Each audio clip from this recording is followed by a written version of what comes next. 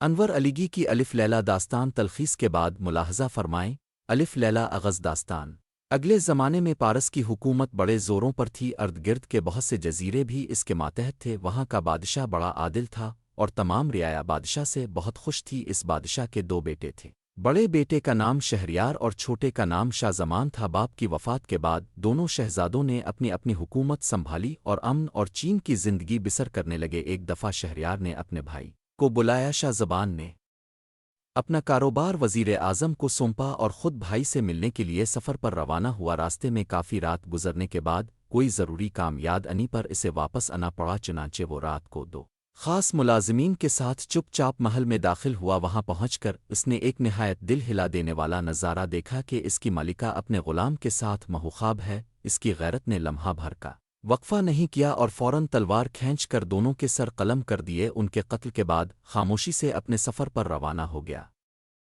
بقیہ حصہ روز کے روز جاری ہے۔